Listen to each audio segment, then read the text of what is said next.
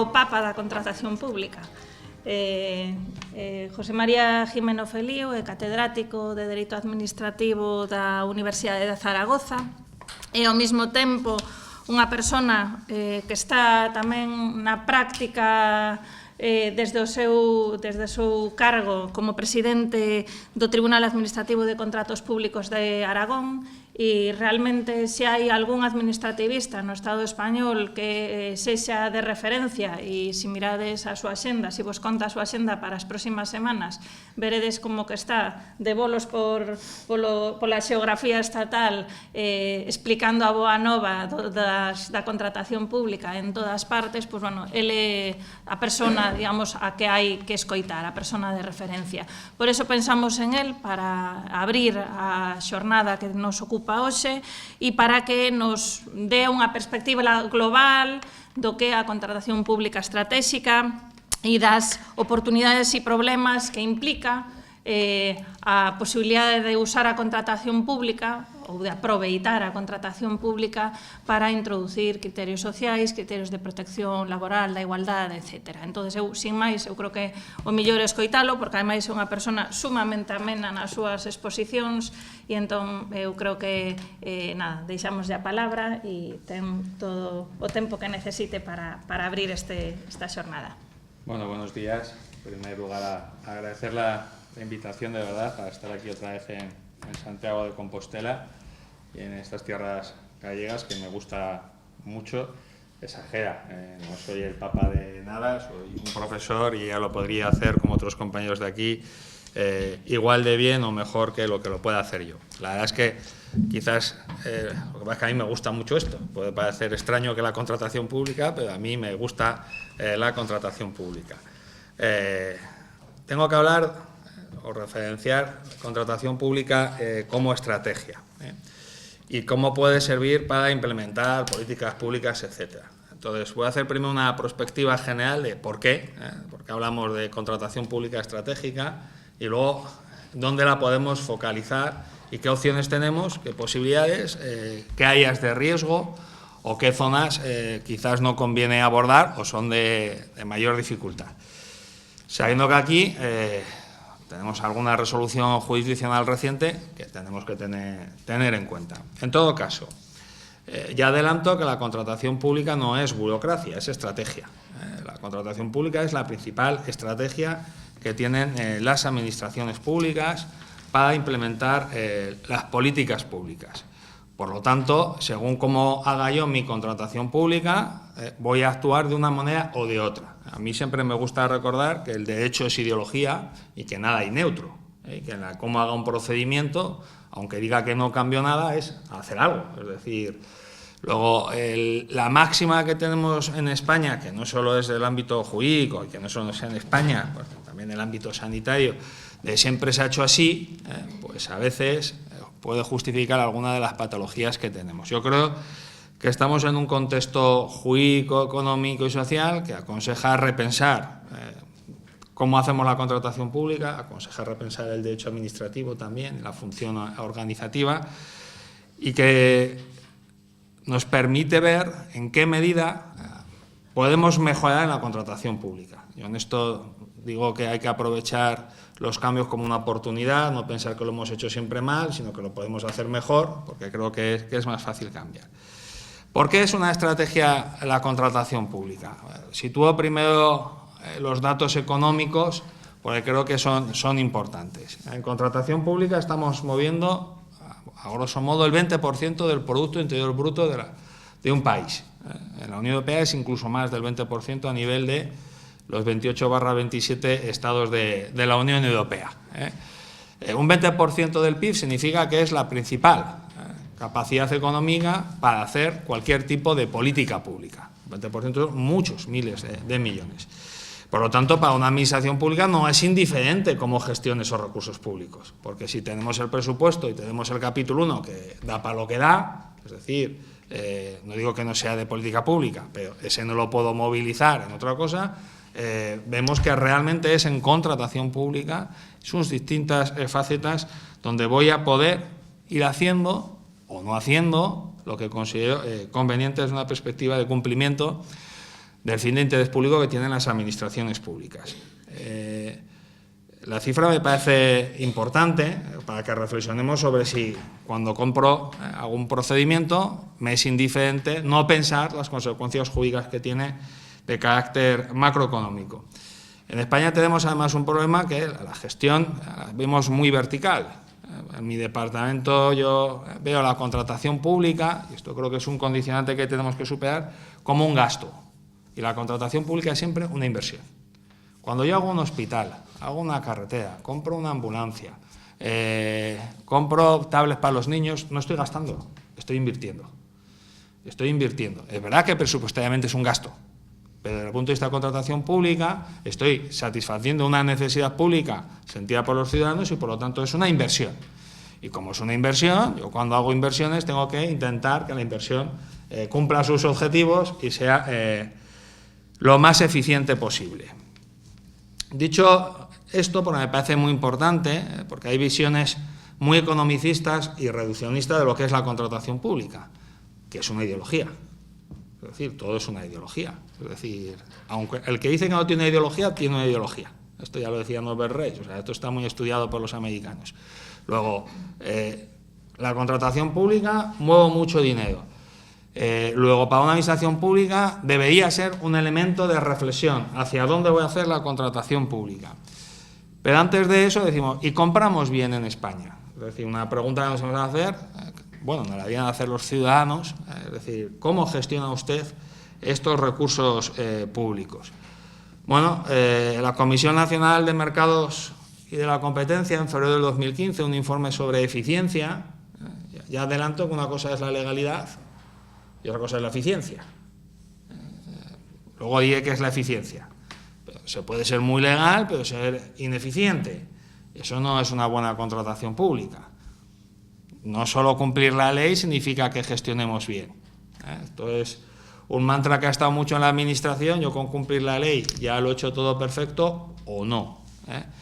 La Comisión Nacional de Mercado de la Competencia hace un análisis económico de eficiencia y llega a la conclusión de que en España la ineficiencia son 47.000 millones de euros.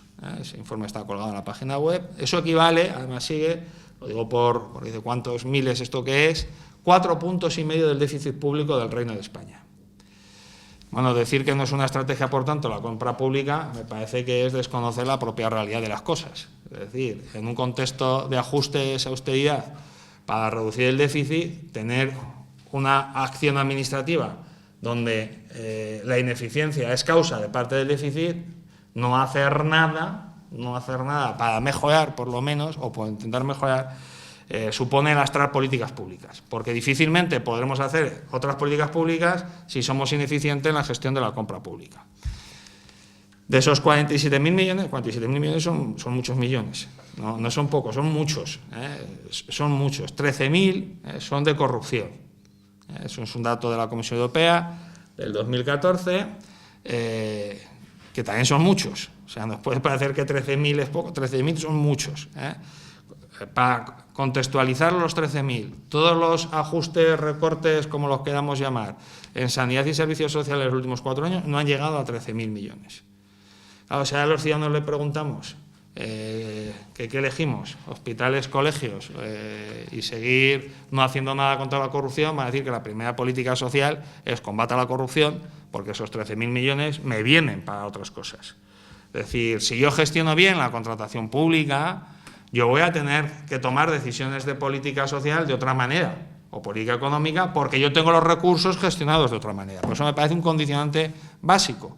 Si no atacamos bien la gestión de la contratación pública, se van a resentir cualquiera de las políticas públicas que queramos implementar. Y, hombre, es verdad que dicen, no, subimos impuestos, bajaremos impuestos. Digo yo, gestionen mejor la contratación pública y luego cuando tengamos unos números más acordes podremos ver qué es lo que necesita el país, la comunidad autónoma, el ayuntamiento como política general. Pero estamos dejando el gran agujero de la gestión de lo público sin tocar, como siempre se ha hecho así, pues está bien. Si descontamos 47.000, los 13.000 son 34.000 de ineficiencia. ¿Y por qué somos ineficientes en 34.000? Bueno, somos ineficientes en 34.000 porque, adelanto mi opinión, no gestionamos bien la contratación pública. Y no la gestionamos bien por distintos motivos. Tiene su importancia para lo que luego diré. Es decir, si no corregimos esto, de poco me sirve meter políticas sociales, ambientales de innovación sin corregir la gran debilidad. Primero tratamos la enfermedad que tiene este paciente y cuando ya esté sano lo ponemos a correr y posiblemente haga cosas bastante mejor. En primer lugar, porque cuando planificamos, y digo planificamos porque debíamos planificar, la contratación pública es planificación. Si es una estrategia, yo tengo que planificar a dónde quiero ir. Y debo planificar, no a corto, que sí, sino a medio y largo plazo. Es decir, si voy a movilizar el 20% del PIB, yo tengo que saber dónde vamos a estar en el 2020 o en el 2030.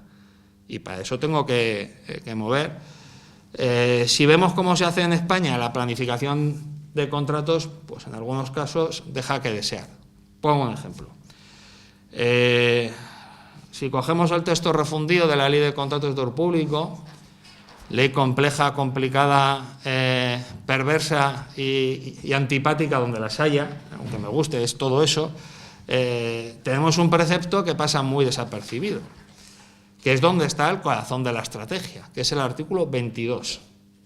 Y el artículo 22 es la estrategia, pero pasa desapercibido, está ahí metido, que es el informe de necesidad y conveniencia, que en España lo hemos convertido muy burocráticamente, marque un aspa, es necesario, marco el aspa, es conveniente, lo es, y cual si fuera una dación, necesario y conveniente, me voy a dormir tranquilo porque ya he rezado, y ahí tengo en el expediente, en una hoja o en una media carilla, el informe de necesidad de conveniencia sobre hacer una depuradora, hacer un hospital, etcétera. Lo digo un poco con ironía, pero he visto cosas sorprendentes. Bueno, y todos los españoles, porque claro, la pregunta es, sin ser corrupción, cuando decimos que algo es necesario, ¿es realmente necesario? Y mira, no, lo deciden los políticos lo que es necesario. Yo creo que tiene que haber políticos, pero tiene que haber técnicos, y que los políticos no entran en los técnicos, ni los técnicos en los políticos. Pero que hay cosas que la política tiene límites. En el mundo anglosajón están los financial projects. Es decir, usted no puede, por mucha voluntad política que tenga, poner en marcha un proyecto que sea insostenible o financieramente o ambientalmente, etcétera, por mucha mayoría que tenga. Es decir, no, vamos a hacer una gran central hidroeléctrica, inundamos, botamos toda la agua y lo convertimos en... Esto lo hacen en China, pero aquí y lo hacen y mueven a la población. Dice, oiga, hay que hacerlo. ¿Por qué digo esto? El que tenga curiosidad para entretenerse en estas fechas estivales, que se coja el último informe del Tribunal de Cuentas Europeo de noviembre de 2015, es el informe sobre aeropuertos en Europa. Es entretenido, te da datos de cómo España nos habrán eliminado del Mundial, pero seguimos los primeros en aeropuertos de Europa, porque tenemos tantos aeropuertos como el resto de Europa. Es decir, no va a ser por falta de aeropuertos. Claro, entonces nos preguntan a Europa, pues sí que necesita usted moverse. Dice, ¿no sabe usted lo ocioso que estamos? Lo movemos todos entre la línea de alta velocidad y aviones. Dicen, joder, les encanta moverse a los españoles, no sea por medios de transporte. Pero dice, bueno, claro, dice, ya necesario. Y dice, hombre, se lo voy a contar yo, si no nos movemos nos da algo, no podemos estar quietos. ¿Era conveniente? ¿Es conveniente tener el número de aeropuertos que tenemos en España? Doy un dato en mi comunidad autónoma para que juzguen o no, si es conveniente, como era conveniente. El aeropuerto de Huesca, que se hizo hace 7 u 8 años, Huesca tiene aeropuerto. Si hubiésemos dicho a los oscenses si quieren aeropuertos, les han dicho que sí. Dicen, ¿por qué? Para tener como los de Zaragoza. O sea, van a ser, no hay otra. Es decir, dice, si los de Zaragoza tienen, nos llaman los almendrones, pues nosotros también. Dice, claro, tráfico aéreo del año pasado. Estadística de AENA, 200 pasajeros al año. Al año. Lo que son las estadísticas, en el mes de noviembre hubo 30 y decía la prensa, se dobla el tráfico aéreo en Huesca. Claro, de 15 hemos pasado a 30, los números también mienten. Es decir, claro, cualquiera que lo lee, un inglés dice, pues voy a invertir en el aeropuerto de Huesca, como ha doblado el pasajero, y dice, sí, si no te dan el dato de partida ni el dato final, la frase es, el lenguaje es perverso. Es decir, a ver, ¿era conveniente un aeropuerto para 200 pasajeros? Solo el mantenimiento hace que sea inviable. De hecho, solo algún día, cuando aterriza el avión, que creo que viene de Palma de Mallorca, viene, aterriza, es low cost, eso sí, se sienten importante porque tiene a la Guardia Civil, los bomberos, la protección. Oye, es como bajar el Papa, besar el suelo y dice, es lo mismo, la misma sensación, tienes todo el aeropuerto para ti, pero si ponemos el de Castellón, que se hace un aeropuerto que ya no cumple las escalas ni las exigencias de navegación aérea para que aterrice un avión, que digo yo, que alguien le habrá dado el título al que redactó el proyecto, para saber que para que aterrice un avión convencional necesitará X kilómetros de pista. Oye, en España no ha pasado nada. En Estados Unidos está inhabilitado el que planificó ese contrato. Está inhabilitado. Dice, oiga, pero usted no sabe que para aterrizar un avión necesita X pista, ¿no? Es que son los Harriers, ¿no? O ya me ha adelantado a la tecnología. Bueno, claro, ahí se nos va parte de ineficiencia. No es poca, no es poca. Esta me preocupa en la medida en que creo que si la contratación pública es estratégica, porque lo es, cuando yo elijo una cosa, estoy quitando otra. Es decir, si a los de Huesca les dicen, ¿usted quiere un aeropuerto? Te dicen, sí, pero dice, ¿usted quiere un aeropuerto? O quiere un hospital de referencia, o, dice, pues espere, que me lo va a pensar. Igual tendrían el hospital de referencia que no tienen. Es decir, porque al final los recursos son los que son. Y claro, es decir, no, entonces subimos los impuestos. Pero usted podría haber elegido mejor dónde invierte. He dicho que es una inversión. Si la inversión está mal hecha, es como cuando te arruinas en bolsa. Me parece muy importante que tomemos muy en serio ese artículo 22. ¿Para qué? ¿Para qué quiero comprar? ¿Cómo voy a comprar? ¿Es sostenible? ¿No es sostenible? ¿Qué impactos tiene? Y no pensando en la adjudicación, sino pensando en la concreta ejecución. ¿Por qué somos tan ineficientes? Somos ineficientes porque nuestro mundo jurídico y administrativo de gestión, bajo ese manto del principio de legalidad, lo que es poco transparente. Y donde no hay transparencia, no hay concurrencia. Donde no hay concurrencia, no hay eficiencia. Y donde no hay eficiencia, hay corruptelas. Y donde hay corruptelas, hay corrupción. Y donde hay corrupción, hay desafección ciudadana y se erosionan las instituciones democráticas. O sea, yo creo que esto que puede parecer es así. Entonces, ¿y por qué no hay transparencia? No hay transparencia, en primer lugar, porque no ha habido vocación de hacer transparencia en la organización. Y aquí lanzo una crítica a lo que es la propia organización administrativa, que creo que a veces se intenta autojustificar en sí misma, sin pensar, y porque esto es estrategia, que una administración pública, su vocación es ejercer las competencias al servicio de los ciudadanos y que su verdadera estrategia es transformar la sociedad.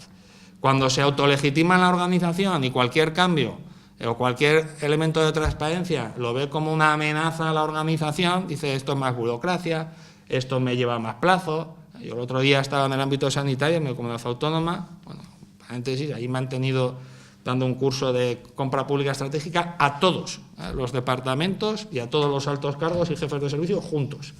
Porque el gobierno ha entendido que esta es la principal palanca de cambio y me ha tenido intensivamente de un lado para otro. Y en el ámbito sanitario, ahí va, esto no lo habíamos oído. Cuando dice, claro, es que vosotros compráis pensando en vuestra comodidad. Es cuando dicen los recursos, y me ponen 15 días y dice, los recursos son una garantía, no es una carga para el ciudadano. Si tú lo haces bien, no te recurrirán, si lo haces mal, te recurrirán, te tendrás que plantear por qué te lo están recurriendo. La falta de transparencia de verdad ocasiona ineficiencias, y esas ineficiencias nos lastran el hacer políticas públicas. Nos pasa con los modificados contractuales. Tenemos en los criterios de adjudicación, en los pliegos. Digo los modificados contractuales porque hoy sale la noticia que acaban de detener a 20 altos cargos de la DIF por corrupción en modificados contractuales en la línea Zaragoza-Barcelona por malversación de caudales solo de 85 millones de euros. Que si lo dicen a cualquier universidad nuestra estaríamos encantados. Con 85 millones hacemos catedráticos a todos los acreditados que tenemos en España. Cuando lo digamos eso, podremos hacer una concentración que devuelvan el dinero, ¿no? Porque todo es de elección. O sea, esos 85 millones ya no están en la gestión pública. Pero si sumamos, son muchos millones. Yo creo que tenemos que ser conscientes de que cuando gestionamos los fondos públicos, que son siempre escasos, en contratación pública tenemos que saberlos gestionar bien. ¿Qué 3 principios me interesaría destacar? En contratación pública, a mí siempre digo que hay 3 principios sobre los que deberíamos cimentar la estrategia, porque es una estrategia. En primer lugar, el de eficiencia. Y por eficiencia, no me entiendan mal, no es el precio más bajo. El principio de eficiencia lo tenemos en el 31.2 de la Constitución, lo tenemos en el artículo 1 del texto refundido, pero se ve que nos agotamos a leer principio de transparencia, concurrencia, y ya no puedo más. Ya no llego al de eficiencia, porque parece un desconocido. Y el principio de eficiencia no es comprar lo más barato. Entraría en lo que los ingleses llaman el value for money, calidad, precio. La eficiencia es, por lo tanto, la optimización de los recursos públicos con la implementación de políticas públicas que yo ponga. Es decir, no significa que por ahorrar presupuesto yo sea más eficiente. Eficiente es, yo tengo una necesidad, y yo para esa necesidad necesito esto. Yo soy eficiente si cumplo la necesidad optimizando los recursos públicos. Si yo no cumplo la necesidad, aunque me cueste menos, es que soy ineficaz. Luego el test de eficiencia ya no me vale. Es decir, una cosa es la eficacia y otra cosa es la eficiencia. Yo tengo que ser eficaz, es decir, cumplir el objetivo que me he planteado. Y dentro de ese objetivo tengo que intentar ser eficiente, movilizar adecuadamente los recursos públicos. Y la eficiencia, por tanto, no es criterio de precio más bajo, no lo es. Es decir, ni siquiera poner el precio 50 puntos, que a todo el mundo le gusta poner el criterio de precio 50 puntos, no sé por qué. Hay una leyenda, por lo visto, que dicen por ahí, que es que obliga a las directivas. Digo, ¿dónde? Digo, porque yo las he leído y no sé dónde está. Dice, pues será la ley, te dicen después. Pues tampoco. Dice, ¿alguna instrucción? Puede que haya una instrucción, o alguna interpretación de una instrucción, o una circular de la instrucción, pero no es así. O sea, depende. El criterio de precio pesará lo que tenga que pesar. Y adelanto que en muchos casos debería pesar poco. Pero si seguimos poniéndole al precio muchísimo peso, luego nos sorprenderá que determinadas políticas no funcionen. Y pondré algún ejemplo. Es decir, hay que pensar cómo lo queremos hacer. Y la eficiencia, por tanto, es conseguir adecuadamente, con mis recursos públicos, la prestación, la necesidad que tengo. Y la eficiencia es eficiencia social y es equidad. Y aquí, en la gestión de la contratación pública, hay ciertos desequilibrios. Pongo un ejemplo. Vamos al ámbito sanitario, que es donde quizás se puede ver mejor esto, ¿no? Partimos de algo que podemos dar por cierto, que la sanidad es un derecho de todos los ciudadanos en condiciones de igualdad. Jurídicamente es así. Tenemos nuestros hospitales, tú no accedemos, tal. Partiendo de ese presupuesto, con sus debilidades. No entro en cómo está, si es un derecho. Está en la Carta Básica de Servicios. ¿Se presta a todo el mundo igual? Ya adelanto que no.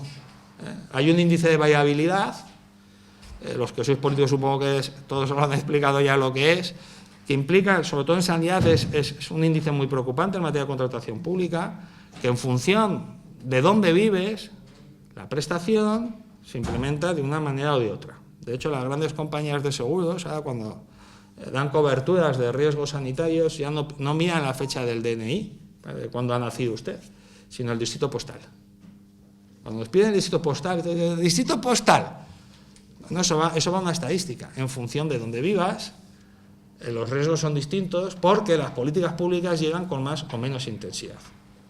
Y esto es algo que desde el punto de vista de eficiencia social hay que intentar corregir. Sobre todo, por ejemplo, comunidades autónomas como la mía, donde tenemos una vertebración territorial compleja, porque Zaragoza es el 80% casi de la población, con pueblos en la montaña alejados, con población envejecida, donde una mala implementación de la contratación pública sanitaria lo que va a hacer es agravar la desigualdad en la prestación sanitaria. Es decir, y estos componentes hay que tenerlos a la hora de tomar decisiones. Por eso es estratégico. Es decir, yo les decía, claro, pongo un ejemplo. Cuando los grandes hospitales de las grandes capitales de provincia quieren la mejor tecnología, solo piensan en, está muy bien, pero claro, también hay que elegir que no te quedes sin un hospital de referencia o algo en determinadas zonas, donde la ratio de tiempo de tratamiento con un ictus es decisiva en la calidad de la prestación. Entonces, claro, decir, pues tendré que elegir o tendré que corregir determinadas disfunciones del sistema, porque en algún sitio puede ser muy eficiente y en otros sitios no ser tan eficiente. Luego, el principio de eficiencia es un principio básico, y si es eficiente no porque ahorre, De hecho, sanidad podría invertir / gastar más, y si me reduce el gasto del departamento de dependencia, habremos gestionado mejor. Pero dice, no, es que no es mi departamento, ¿no? Esto es una visión horizontal de las políticas presupuestarias. Un departamento como sanidad que funcione bien, lo que va a hacer es ajustar en eficiencia en otros departamentos. Si reducimos la prevención de riesgos laborales y la inestabilidad laboral, reducimos, o sea, son políticas que están comunicadas unas con otras, por eso es estratégico. Como haga un contrato, va a tener un impacto. Y a veces no nos debemos quedar en esta visión de a mí me toca aquí y si le beneficia a otro me decía a mí me da igual. No da igual. Los números son los números. Segundo principio, la contratación pública son políticas públicas. Pero sí o sí. O sea, la contratación pública no está pensada como un fin en sí mismo. Es una herramienta, la principal herramienta para hacer políticas públicas. Yo con los contratos públicos, cuando tengo que pensar primero qué necesidad tengo, evidentemente, y luego, ¿puedo implementar criterios sociales? ¿Puedo implementar criterios ambientales? ¿Puedo hacer de la contratación pública un sistema de fijación de pymes inteligentes, integradoras de calidad? ¿Puedo hacer con algo de innovación? Son políticas públicas activas que, por cierto, auspicia Europa. Yo a todo el mundo les recomiendo que lea la Estrategia Europa 2020, es decir, por lo menos el reporte ejecutivo, que es cuando Europa se plantea hacia dónde queremos ir. Que, por cierto, yo creo que los ingleses han ido por eso. Es decir, cuando hacemos... Los ingleses no son precisamente sociales. O sea, no se han ido a Europa precisamente porque no les gusta la deriva poco social de Europa, sino más bien todo lo contrario. No les gusta ni el tema de inmigración, ni les gusta determinadas cosas de la Estrategia 2020. Esto es decir, ¿cómo que los criterios sociales? Hasta aquí hemos llegado en la contratación pública. Por aquí habla Subior Smith, que está en Nottingham, que es la cabeza pensante, está en contra de lo ambiental, de lo social, de la innovación depende, y lo de las pymes, pues tampoco. Y es el pensamiento anglosajón.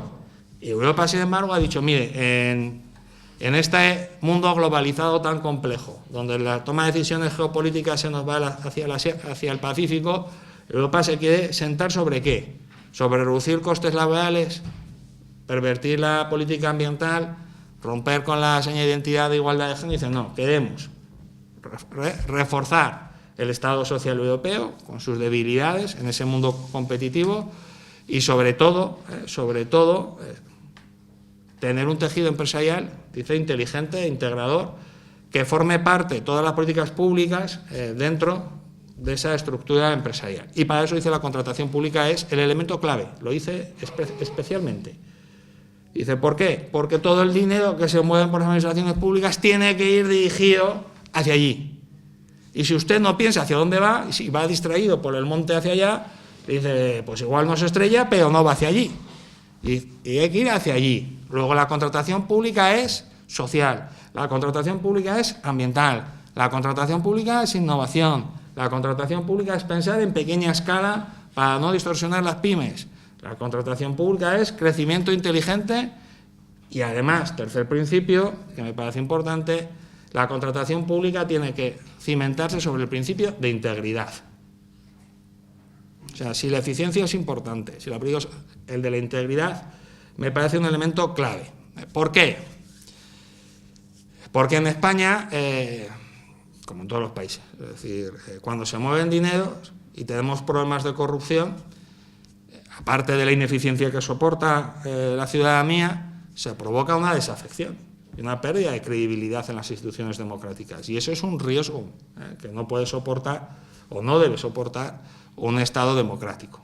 Es decir, no hay cosa peor o daño peor que se le pueda hacer a una democracia que haya corrupción, porque lamina todo lo que es la credibilidad del sistema. por mucho que hay economistas desde los años 80-90, a menos que venían justificando la corrupción como el aceite que engrasa la economía. Yo discrepo de ese planteamiento que ha estado en el discurso de la literatura económica, porque no sé si engrasa o no engrasa la economía, igual sí, pero atasca la democracia y, por lo tanto, no podemos ser indiferentes al principio de integridad en la contratación pública.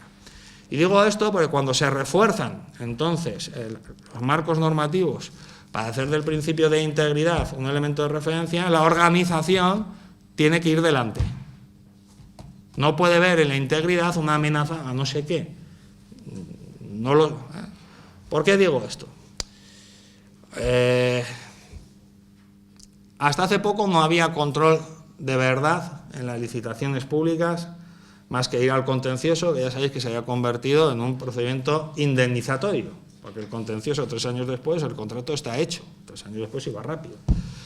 La experiencia de los recursos especiales en materia de contratación pública, mejor o peor, sí que ha servido para invertir algo que sucedía, que es que los recursos administrativos no servían para controlar a la administración. La tasa de estimación de recursos que tenemos en este momento, de los más de 2.000 recursos al año que se mueven en España, recursos especiales, que es una cifra insospechada antaño, donde había, es de casi el 45% de recursos estimados. En el contencioso llega a ese parecido. Esto significa que está haciendo control de legalidad dentro, que alguno podrá estar mal hecho, que otro te lo controlará, etcétera. Y la pregunta es, claro, cuando decimos vamos a bajar los umbrales, entonces aquí se revuelve la organización, más burocracia, etcétera, ¿para qué recursos? Y la pregunta es, no, si no es un nuevo recurso, es cambiar un recurso por otro. Si ya existe recurso, o alzada o reposición. Existir ya existe, con plazos más largos que el especial. Y cuando le preguntas, ¿y por qué protesta? ¿Qué hace usted con el recurso alzado o reposición? No contestarlos. Y claro, la pregunta de fondo, pero es que el recurso ¿está pensando en la administración o está pensando en el ciudadano? Claro, en España pensamos, como en el año 56 se pensaba en la administración, aquí también. Dice, y nadie ha pensado que quizás deberíamos repensar los recursos administrativos como garantía de los ciudadanos. Y si es una garantía de los ciudadanos, que lo es. No diga, estoy convencido, usted mismo cuando tiene el control por debajo debería plantearse si es ilegal. Y no decir que si es ilegal, que vaya al contencioso. Oiga, no. Una administración sirve al interés general, tiene carácter vicarial. Si detecta que algo no está bien, debería ella misma replanteárselo. Claro, esto también es estratégico, porque mientras no cambiemos la toma de decisiones y el control, nos vamos a encontrar con situaciones donde se toman la decisión de contratación a sabiendas de que quizás no es del todo compatible con el marco legal.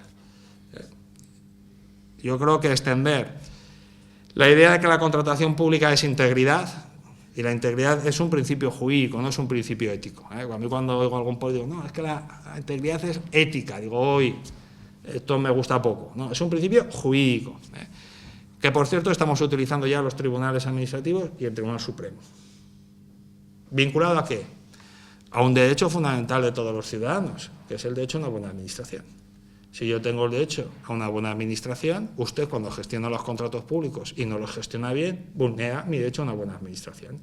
Luego, si su toma de decisión es errónea, equivocada o poco motivada, o me está desnaturalizando las políticas públicas porque invierte mal, porque al final, pues posiblemente los ciudadanos puedan decir que se controle esa decisión. Me interesa esto porque si no cambiamos estos ejes de toma de decisión, difícilmente vamos a implementar políticas públicas. Primero tengo que estar convencido. Entonces, ¿y quién debe liderar la contratación pública? Pues si es una estrategia, los políticos. O sea, no vamos a cambiar la contratación pública si no hay voluntad de liderazgo institucional en ir hacia un sitio. Pero el político toma la decisión de hacia dónde ir. Y el técnico es el que debe, los juristas dentro, los economistas, los ingenieros, los médicos dentro de la organización pública, los que pondrán en marcha esas políticas públicas.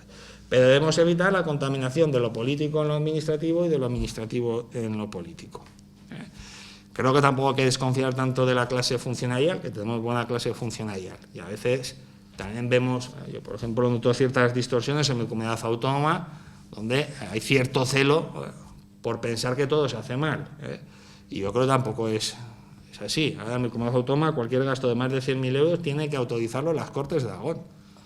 Hemos paralizado a la comunidad autónoma, la hemos paralizado. Que por cierto, yo pensaba que sus señorías se dedicaban a hacer leyes y a buen gobierno, no a hacer de intervención. Es decir, si querían ser interventores, pues que hubiesen sido otra cosa. Yo creo que se produce una perversión, y tampoco es bueno, supongo. No hay mala fe, pero alguien habrá que decirle que cada uno tiene su rol y que cuando uno se mueve de su rol, pues posiblemente no toma la mejor decisión. Sitúo, por tanto, la idea de que la contratación pública es estrategia, la principal estrategia que tiene una administración pública. Adelanto ya, claro, si es una estrategia y es la principal, debería tener a los mejores para hacer contratación pública. Y hoy por hoy la organización administrativa española también es un lastre a hacer compra pública estratégica. Hago un paréntesis. La RPT, que nosotros explicamos como un instrumento, por lo visto, es peor que un dinosaurio fosilizado, no hay quien la mueva. Es decir, como toma y dice, no, hará falta que alguien eche una mano, ¡oh! Todo menos tocar la RPT. Pero la RPT no es el instrumento flexible. Bueno, eso es lo que dicen las leyes. Dice, la RPT está oxidada, es decir, es peor que el Titanic hundido para mover una puerta, no la mueve. Entonces, ¿qué quiere que haga yo para hacer determinados contratos públicos estratégicos? ¿Que el interventor joven que llega al letrado le haga el pliego? Error. Cuando pensamos en vertical, muchas veces perdemos oportunidades si yo tengo un especialista en mi organización, un letrado o un interventor, ese no ve los contratos clave y dice, no, solo los de innovación o solo los de sanidad. Estamos perdiendo. Es decir, si yo quiero hacer, yo no digo que haya que crear un centro de contratación pública, digo que haya movilidad de pensamiento, que haya cierta flexibilidad en la organización, porque si no, bloqueamos realmente las políticas públicas. Y además, si yo pongo determinados contratos complejos, donde quiero implementar políticas públicas y dar un paso adelante, claro, si se lo confío al más Nobel, el más Nobel tiene vértigo. Tiene vértigo por desconocimiento. Y no son tiempos para tener vértigo. En primer lugar, porque dice, ¿y si es ilegal? ¿Y si luego resulta que esto me van a imputar a mí? Y dice, ay, a otro. Se paraliza la organización. Entonces, claro, y esto no es fácil. Es que la contratación pública no es fácil. Es decir, esto es de hiperespecialización y sin embargo lo tratamos como si fuese el médico de urgencias cuando uno va con jaqueca. Yo digo que la contratación pública ya es, en determinados casos, como el niño de cirujano. Uno entra, le dice, oiga, tiene un tumor cerebral, pues le tendrá que operar no el mismo que le ha atendido el médico de urgencias. Toda mi familia es médico. Y decía, oiga, pues mi mujer es radióloga y dice, pero yo te veo el tumor, pero no te abro la cabeza. Bueno, te la abro, pero ya no te la cierran, quiero decir, te va a dar igual. Y en contratación pública. Claro, decimos que es estratégico. ¿Y dónde está la estrategia? La estrategia no se hace solo con el qué, se hace con el quién. Luego insistiré, luego deberé tener yo un buen sistema organizativo y, sobre todo, necesitaré formación y capacitación. Con la crisis, dicen, no, como hay crisis, hay que cerrar el grifo. ¿Y dónde se ha cerrado? En formación de los funcionarios públicos. Y si no se pone todo en streaming, en teleconferencia, no es lo mismo. Sin embargo, dice, oiga, es que usted todo lo que invierta en formación lo va a rentabilizar. Sin embargo, dice, no, es que esto es un gasto, el que la gente sepa, esté al día. Bueno, pues si eso fuese en medicina, que no lo es, gracias a Dios, me preocuparía. Dice, ¿y usted qué me pone de anestesia? Cloroformo. Es lo que yo tengo 60 años y es lo que había en mi época. Pues me daría, dice, no conoce algo nuevo y dice, oiga, no me he formado desde entonces. No leo nada. Y sin embargo, vemos que en medicina sí que hay. Es un buen ejemplo, donde la organización pública sí que ha. ¿Por qué? Porque para garantizar la prestación a los ciudadanos han visto que tenían que especializarse. Sin embargo, la organización administrativa dice, fíjate tú, qué majos son, se están especializando de haciendo red. Si no hacemos esto, difícilmente podremos hacer lo que ahora voy a contar. Es decir, primero, tenemos que estar convencidos Si la administración no está convencida, el político está convencido, las políticas públicas sean etiquetas. Es una estrategia. Estoy convencido, quiero liderar la gestión pública con la contratación pública. Venga, ya, ¿qué hacemos? En primer lugar, como es tema estrella en este momento, los criterios sociales, las condiciones sociales, las cláusulas sociales. ¿Se puede introducir pensamiento social en contratación pública? Vamos primero por lo más fácil. La respuesta es sí, sí, sí, 1000 veces sí. Y lo digo porque yo escribí en el 2006 diciendo esto, entonces me decían que a dónde iba, que cómo la contratación pública tenía que pensar en cosas distintas de proveer, que si era más barata la prótesis de cara china, hecha por los chinos, que la hecha en Alemania o en España, pues que se sentía que si los tricornios de la Guardia Civil, por poner otro ejemplo real, eran chinos, como se colocó, pues eran chinos. Y si se quejan de que les sale sarpullido, es que son sensibles, oiga, y además son la Guardia Civil, que sufran, ¿no? Y si se destiñe, pues ya lo pintaremos. Esto es real, ¿eh? Los tricornios de la Guardia Civil se presentó una empresa china y lo ganó a precio. Lo social es muy importante. Lo social es muy importante. ¿Por qué? Porque si realmente yo leo la Constitución, la del 78, es decir, yo la leo y digo, posiblemente haya que reformar cosas, pero yo no la cambiaría y adelanto, reformar, pero yo leo eso y digo, oiga, tenemos un Estado social y tiene condiciones sociales, pero ya lo dice el 78. No, pero es que contratación pública no se puede, dice, ¿por qué? No, porque la ley de contrato dice, pero perdone, explicamos a los alumnos que la Constitución es la pirámide, que sobre eso es lo que hace la luz hacia abajo, y luego utilice la contratación pública para condiciones sociales. No, es que hay barreras del mercado interior. Vamos a ver cómo son esas barreras, es decir, vamos a ver cómo funciona. Pero la primera idea es decir, ¿se puede utilizar condiciones sociales? Sí, claro. Pero la Unión Europea dice, no quiere. No es verdad, es falso. O sea, a la Unión Europea le imputamos todos los males. Es decir, cuando algo... la Unión Europea dice, ¿pero por qué? Porque están lejos y además, como la gente no lee, se lo cree, ¿no? Oiga, mire, la Unión Europea ha tenido sensibilidad social. No sé si mucha o poca, eso lo dejaré, pero ha tenido sensibilidad social. Y pongo un ejemplo claro, las directivas de 2014 tienen más sensibilidad social de la que se cree la gente. Solo porque el 69, donde habla de la normalidad de ofertas, permite ya la normalidad, declarar normalidad por vulneración de las condiciones sociales. Luego, si una condición social es causa de anormalidad de oferta, es que usted ha tenido que pensar en cláusulas sociales a la hora de licitar. Por eso digo que sí al principio.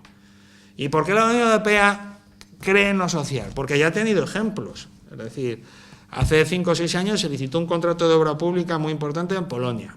Ahí se presentaron varias empresas. Imaginen un presupuesto de 100, llega la alemana, dice 97, la polaca dice 93, la española 89, llegó una china y dice 60. Normalidad de oferta. Ya sabemos cuando una baja normal o desproporcionada, que no temeraria, que no se utiliza ese término, dice, a ver, explique, desglose su oferta. A ver, ¿va a poner el asfalto que hemos dicho? Y dice, sí. ¿Va a poner la luminaria que hemos puesto? Mire, se la mejor. Sí. ¿Va a poner la señalización? Sí. ¿Tiene los ingenieros? Sí. Dice, bueno, mano de obra. Dice, 0. Dice, ¿cómo que mano de obra? 0. Esto es real, ¿eh? Dice, sí, yo traigo a los presos. Pero en Europa los presos no pueden trabajar. Dice, en Europa son chinos. En China el trabajo redime. Y nunca mejor dicho. Y además, mire, se los traigo. Ni se da cuenta si están de baja o no están de baja. Son iguales ni los nota. No tiene problemas sindicales porque no hay organización sindical. Son presos. Y además hay que hacer más horas. No se preocupe que lo hagan, que son presos. Ganó el contrato. La Comisión Europea reaccionó e introdujo ya en todos los documentos que había que pensar en clave social. Primero porque iba contra la esencia del pensamiento europeo.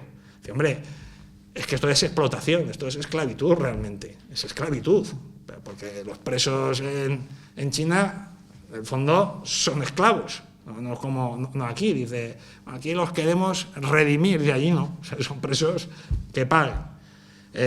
Y las directivas lo dicen muy claro. Si leen los considerandos de las directivas, Las directivas de 2014 piensan en clave social, pero anda que no hay considerandos de clave social.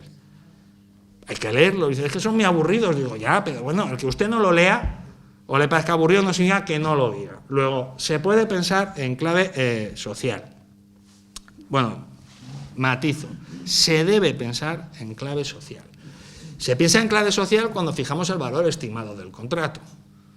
Si yo fijo un valor estimado del contrato que ya es bajo, luego no me puedo sorprender porque las condiciones laborales se me están precarizando. O sea, la administración juega esta especie de incoherencia. Soy muy social, pero bajo los precios. O soy muy social, pero estoy admitiendo la compra en pérdidas. Creo yo que es ilegal. A mí en mi tribunal no la admitiríamos, pero otros lo están admitiendo. La compra en pérdida, dice, no, a mí se me produce un ahorro, sí, pero estás distorsionando la competencia.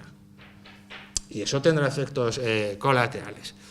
Luego, sí que se permite por la Unión Europea, sí que se permite por la Constitución, sí que se permite por el texto refundido utilizar pensamiento social. Ya, ¿cómo pienso en clave social? Una vez que ya sé que puedo, yo puedo jugar en clave social en 3 fases del contrato. En la fase de solvencia, con quién me voy a relacionar. En la fase de criterios de adjudicación, qué voy a valorar. Y en las condiciones de ejecución, a qué les voy a obligar al contratista. Yo creo que es muy importante que sepamos las 3 fases.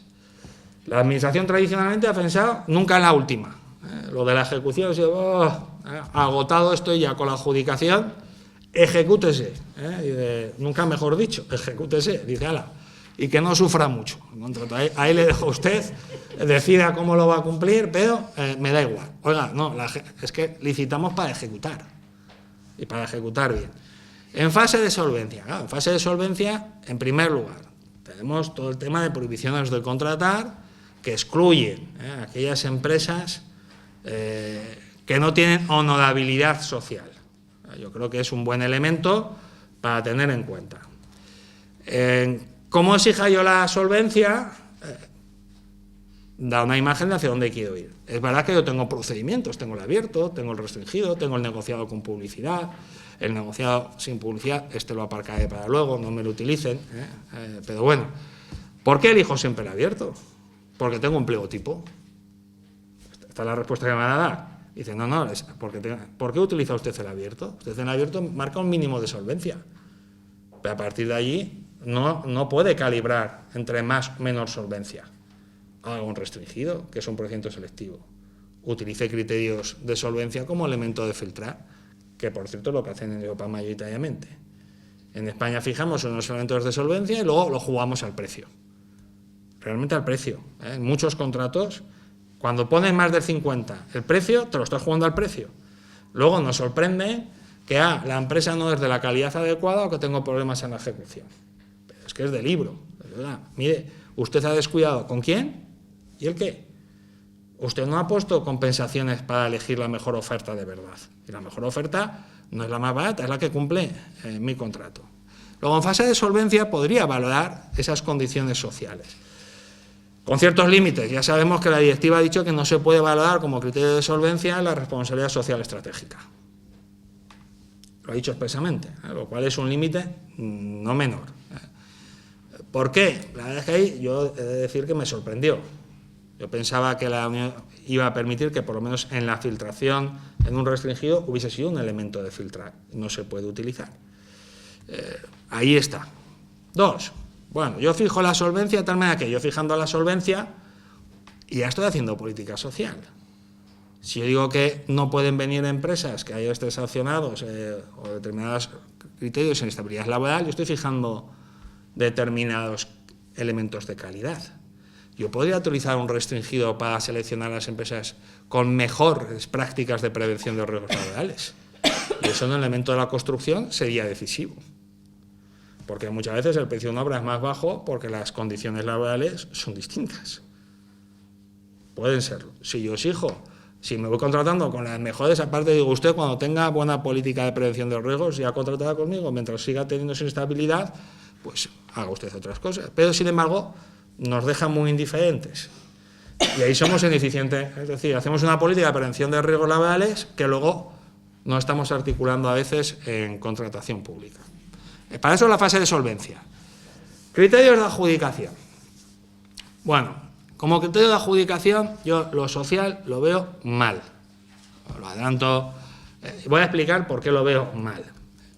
Las directivas, la jurisprudencia, ha venido diciendo que los criterios tienen que estar vinculados al objeto, directa e indirectamente. Luego tienen que aportar una mejora en la ejecución de ese contrato. Y yo lo social no lo acabo de ver.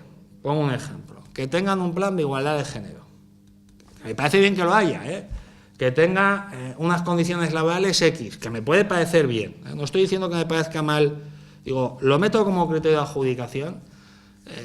Es discutible jurídicamente que pueda entrar o no. Algunos dicen que sí, otros decimos que no. Esto ya nos debería llevar a un debate. La cosa no está clara. Pero doy un paso más. ¿Es conveniente? ¿Es conveniente poner lo social como criterio de adjudicación? Yo creo que a veces no. Y voy a poner algún ejemplo real, porque este debate, yo ya cuando estuve en abril en el Ayuntamiento de Barcelona, que me pidieron ir a hablar de esto, pues luego con Gerardo Pisaelo me decía, esto pues lo vamos a poner como criterio de adjudicación, nos han dicho, pero ahora me han generado dudas. Y ahora cuento el resultado. Claro, dice, no, es que nos han dicho que se puede. Bueno, nos han dicho que se puede ponerlo. Puede que no lo impugnen. Si no lo impugnan, no pasa nada. Si lo impugnan, dicen, no. Además el Tribunal de Contratación Pública de Madrid, en la resolución 16/2016, lo ha admitido. Sí, pero muy limitado. Pero venga, tira para adelante, mételo. ¿Qué ha pasado? El Ayuntamiento, con toda la especie, yo le dije, ojo, porque si tú pones una cláusula social es para que se cumpla.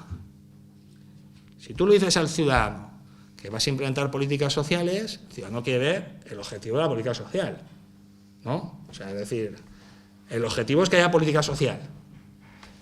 ¿Qué sucede? El Ayuntamiento de Barcelona decide licitar la red de guarderías pequeñas que tenía, que estaban haciendo con el tercer sector con convenios. Y la intervención les exige licitarlo.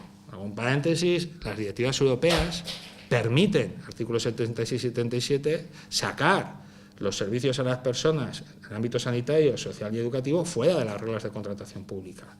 Mi comunidad autónoma ha dictado el decreto ley 1/2016, por lo que se va a acción concertada, no contrato, acción concertada con todo el tercer sector en el ámbito social y sanitario. Es compatible con Europa, porque Europa ya dijo desde el 97 que la gestión de los servicios sociales y sanitarios no funciona el mercado, sino la solidaridad. Luego cuando decimos que Europa dice, no, Europa me obliga, y te va a obligar, pero además lo dicen, entonces ha habido comunidades autónomas y de verdad, qué mejor política social que no hacer contratos. Qué mejor política. Claro, el tercer sector está relativamente contento. Todo es ideología. No les negaré que en mi comunidad autónoma el decreto ley al final se abstuvo el grupo Podemos. Yo creo que equivocadamente. El tercer sector está muy disgustado. Dice, joder, pues es la mejor medida de protección social que tenemos. Resulta que es una medida del grupo del Partido Socialista que apoya hasta el PP, Ciudadanos, tal, porque entienden que sí, y quien pensaba que, por todo el tercer sector, dice, entonces, ¿qué pasa? Vamos al contrato. Dice, no, que hay que licitar. Dice, ya no entendemos nada. O sea, si ahora, desde los que dicen que hay que hacer política me obligan a ir al mercado, pues vendrá el grupo Dicapio, que es un gran grupo pirata tiburón que está ahí, y se lo comerá, que es lo que quieren evitar en Cataluña. Entonces, no, es que en nuestra liturgia de lo social no está la acción concertada. Digo, bueno, depende. Usted piense a dónde quiere llegar. Y luego, vamos a ver. Llega al ayuntamiento y licita, porque no le queda más remedio, no tiene acción concertada. La van a tener, porque saben que se ha dictado otro decreto ley, se está haciendo una ley de ordenación sanitaria en Cataluña, yo soy el presidente del grupo que ya acabó ese texto en marzo, y se va a la acción concertada, se regula todo lo social que permite la directiva. Lo licitan, y entonces dicen, vale, vamos a poner criterios sociales, y ponen 10 puntos al pago de los trabajadores según convenio. Y creo que 10 puntos de mejoras de condiciones, no sé, igualdad de género, laborales, etcétera. Y otros 10 puntos, no sé, y el resto 70 a precio. ¿Quién ha ganado? CLECE, la gran proveedora de servicios externalizados. ¿Por qué? ¿Cuánto sacó en política social? 0, en nuestros criterios. Una baja. que se lleva, como los otros habían ido al precio que tal, resulta que, claro, han dicho los del tercer sector, gracias por pensar en nosotros. La próxima vez no piense.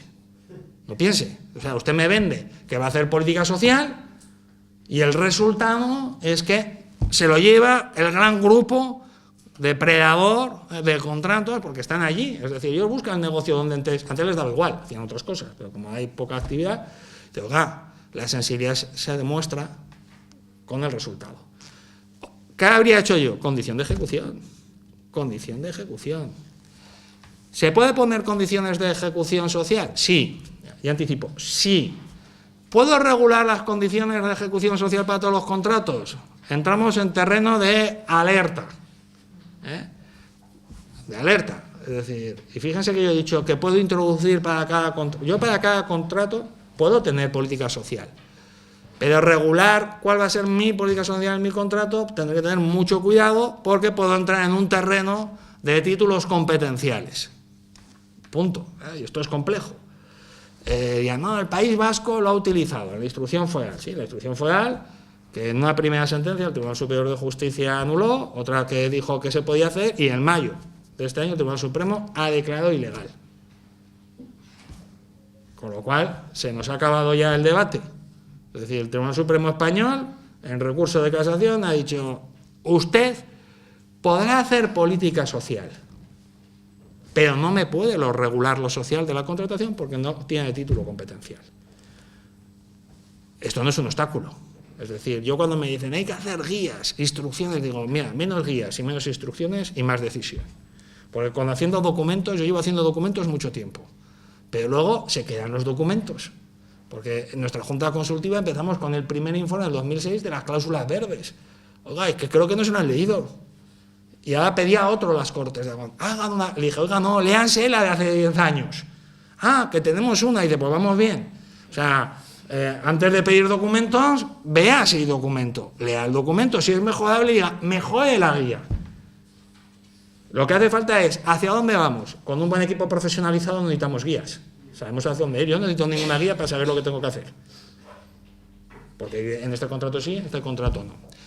Condiciones de ejecución. ¿Se pueden poner? Sí. ¿Qué condiciones de ejecución? Pero claro, habría que ver contrato por contrato. No es lo mismo un contrato de obras que un contrato de suministro o un contrato de servicios. Pero, ¿puedo poner condiciones? Por ejemplo, que determinados contratos de servicios no se pueden deslocalizar. Pues me parece que sí. En la resolución 69/2015 del Tribunal de Contratación Pública de Madrid anulan el pliego de licitación del canal Isabel II, canal de aguas, porque al final era un call center, y ese call center, una empresa, hace una baja, esa baja la hace, y ahí fue valiente el Tribunal de Contratos Públicos de Madrid, porque deslocaliza el sistema telefónico a PU. Entonces, claro, la hora de un trabajador de PU es $1 al día, y en España son 10. Bueno, el tribunal dice que eso es una deslocalización empresarial, que falsea la competencia y la estructura del mercado en España, que va en contra de la política social española, que es crear puestos de trabajo en España, y anula. Me parece muy bien. Me parece muy bien, es verdad. Yo estoy de acuerdo con eso. Adelanto que el órgano del País Vasco no, porque dice que se falsea la competencia. Ahí tenemos más y menos. A mí me parece valiente y está bien. ¿Puedo poner condiciones, por ejemplo, en determinados contratos donde hay prestaciones a las personas, que la retribución sea esta? Por ejemplo, decir, mire, en la prestación del servicio de limpieza de los hospitales, cuando lo estoy licitando, el coste de hora del trabajador va a ser, si en convenio pone 10, yo no diría, aplíquese el convenio. ¿Por qué? Porque me lo van a impugnar, o sea, es por puro pragmatismo, me lo van a impugnar. Yo me puedo descolgar del convenio, me obligan a estar en el convenio, te va un contencioso, el contencioso tampoco está profesionalizado, pero anulo, o no, es una lotería. Dice, ¿cuánto pone el convenio? 10,2. No, yo del convenio, usted haga lo que quiera con el convenio, pero en mi contrato usted paga 10,2. ¿Por qué? Dice, porque yo no quiero que juegue a hacer ofertas con los costes laborales, porque en la prestación del contrato me interesa que las personas estén contentas, yo no quiero conflictos laborales, porque esa relación suya me afecta a mí, Y 3, esto es muy importante, porque además tampoco le va a permitir que me juegue vía convenios a mejorar las condiciones laborales, que también se produce. Porque el otro día me consultaban, oiga, soy un ayuntamiento, tengo una concesión, ya cuando se extingue y que tengo que subrogar, me doy cuenta de que mediante el convenio de empresa se han mejorado el sueldo, lo han subido un 8% y que han contratado a 8 personas, todos de la familia. Y los tengo que subrogar en sus condiciones. Haber puesto condiciones en el contrato. Es decir, blindar el precio de la prestación es bueno para el trabajador, es bueno para la administración. ¿Qué haga la empresa? Jugar a la economía en función de otros elementos, pero no del precio, de la mano de obra. Y esto sí que me parece muy importante. Si yo al final no lo pongo como condición de ejecución y lo dejo como criterio de adjudicación, puede que gane el que haga el precio más bajo, porque va a pagar menos. Entonces se genera y dice, oiga, pues yo lo que no quiero es tener un conflicto.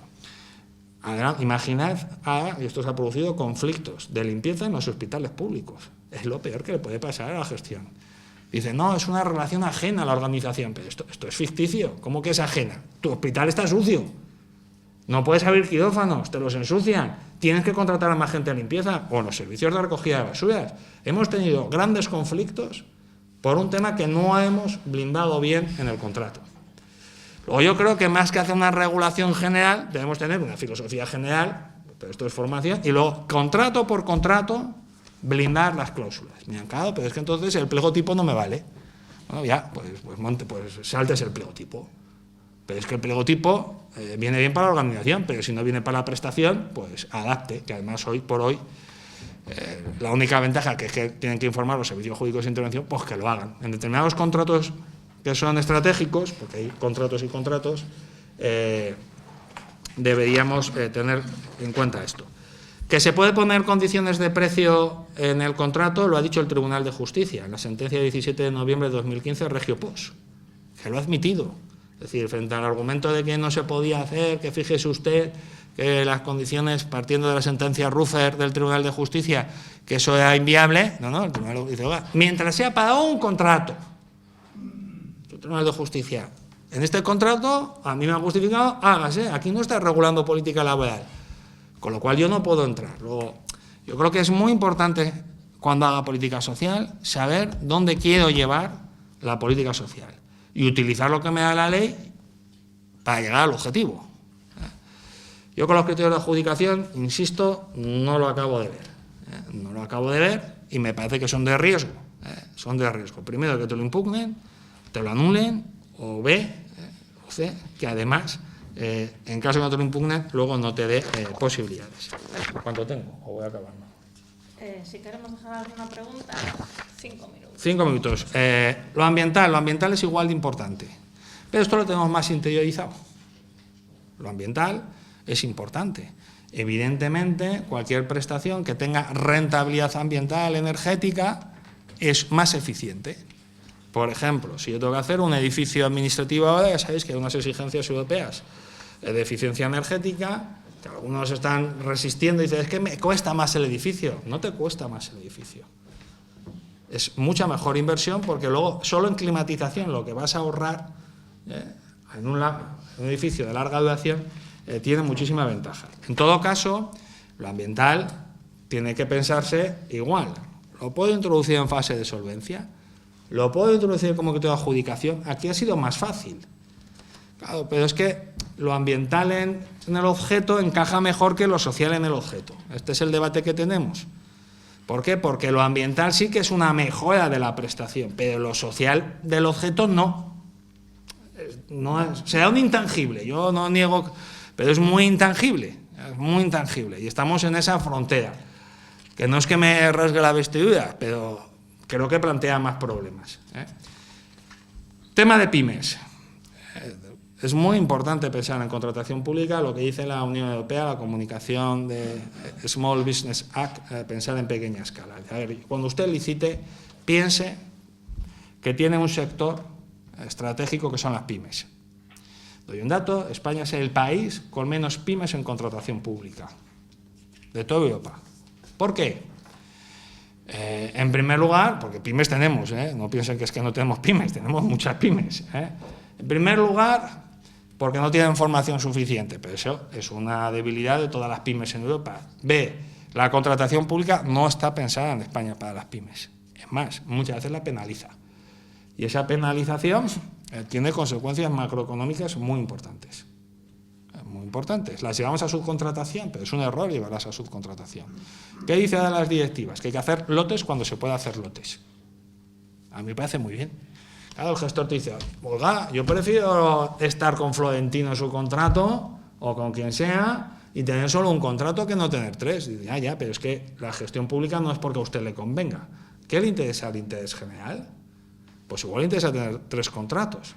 Yo os pongo un ejemplo concreto. Nosotros en la universidad vamos a licitar una obra, la Facultad de Filosofía y Letras, llevamos 10 años para licitarla, pero con la crisis, y ha decaído el proyecto, ha decaído la licencia. Y nosotros ya nos reuníamos y pues al final hay que hacer nuevo proyecto.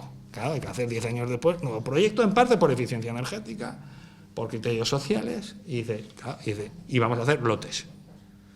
Uno, climatización, de cajón. Que además, ¿qué sucede?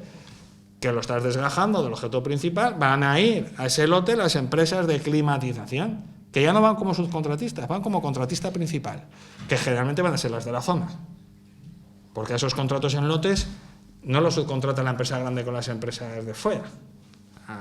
2, el de carpinterías, puertas, etcétera, y lo otro, la ingeniería civil, que se la jueguen entre las grandes. Hacer lotes significa generar un tejido empresarial de pymes muy importante, porque además cobran pronto. Dentro de la estrategia también el pagar en plazo es una estrategia. Y digo, en fin, en España esto de que la administración tarda en pagar pero paga, que era como un mito, de decir, bueno, total, oiga, no, es que cuanto más tardemos en pagar estratégicamente, no solo los sobrecostes le va a la administración, sino es que erosionamos mucho el tejido empresarial. Los sobrecostes en financiación en España por el retraso en pagos han sido más del 10%. Y eso explica la ineficiencia. O sea, en Noruega pagan a 30 días, por eso les sale más baratas las obras que en España. O sea, algo tan... Toda la administración hace el avestruz, tardo en pagar, pero me da igual, no es verdad, porque la pyme te está imputando sus costes de financiación, que no son precisamente los que tiene la financiación pública en estos momentos. Nosotros, nuestra deuda soberana, cuando salimos ahora, hemos tenido incluso en financiación con intereses negativos. Yo no sé cómo funciona eso para que sea rentable, pero debe ser rentable, pero tú das dinero y te dan menos y es rentable, sea negocio, no digo que no. Pero si vamos a una pyme desde luego no tiene intereses negativos. Preferencialmente hace 2 años lo tenía al 15%, hace 2 años. Preferencial. Es estratégico pagar pronto. Es estratégico pagar pronto. Y también es muy importante intentar hacer compra pública de innovación, que no innovadora. Compra pública de innovación. Hay áreas estratégicas como es la sanidad, como son las infraestructuras, como es la administración electrónica, donde la innovación, la compra de innovación, que no es algo nuevo, sino también algo nuevo, o alguna solución o una mejora en procesos, aporta más calidad y aporta sobre todo algo muy importante, fijación de inteligencia en el tejido empresarial. Para el 2020, el 3%, de ese 20% tiene que ser compra pública de innovación. Que conste que aquí en Galicia, con la compra pública del Sergas, ha tenido una buena experiencia de compra pública de innovación. Bueno, eso es una estrategia. En la estrategia a veces no nos saldrá bien. Bueno, pues ya mejoraremos para que salga bien. En todo caso, acabo ya con una idea a fuerza. La contratación no es burocracia, no lo es. Es verdad que necesitaríamos un marco legislativo mejor, más comprensible y posiblemente menos apegado a determinados rituales litúrgicos que parecen ceremoniales. Algunos los vamos a superar, como el bastanteo, el sobre A, pero la gente no quiere dejarlo. Dice, ¿y cómo excluyo a la gente? Bueno, pues igual no hay que excluirlos. ¿Y por qué no voy a bastantear? ¿Y para qué quieres bastantear? Que cuando lo explicas en Europa dicen, pero ¿y eso qué? Dice, no lo entienden. Y dice, ¿y por eso lo excluye? Y dice, sí, que hemos excluido a Movistar en un contrato de telefonía porque no estaba claro los poderes. Esto es real. O a Acciona o a un grupo de seguros porque su solvencia financiera no ha quedado bien acreditada. Y dice, pero ¿cómo no está acreditada? Si por ley cumple. O sea, primero ni se lo teníamos que haber pedido a una compañía de seguros. Lo cual te hace ser ineficiente, porque estás contratando con otra empresa que es más cara porque tú has excluido a otra que era buena. Dices, no, pero la liturgia nos obliga a excluirlos. Damos una ley que sea mejor, pero necesitamos también una práctica distinta. Tenemos que pensar desde la organización para qué utilizo los procedimientos y cómo los quiero utilizar, sabiendo que la contratación pública es estrategia. Y acabo con una frase de Einstein que me gusta mucho, porque claro, en esto de la contratación pública, desde Bravo Murillo llevamos mucho tiempo, y parece que no logramos cambiar, y ya decía Albert Einstein que no podemos pretender cambiar las cosas si siempre hacemos lo mismo. En fin, que estamos en una ventana de oportunidad que ojalá sepamos aprovechar para hacer de la contratación pública la gran estrategia del cambio, que es lo que creo que necesitan nuestros ciudadanos. Gracias.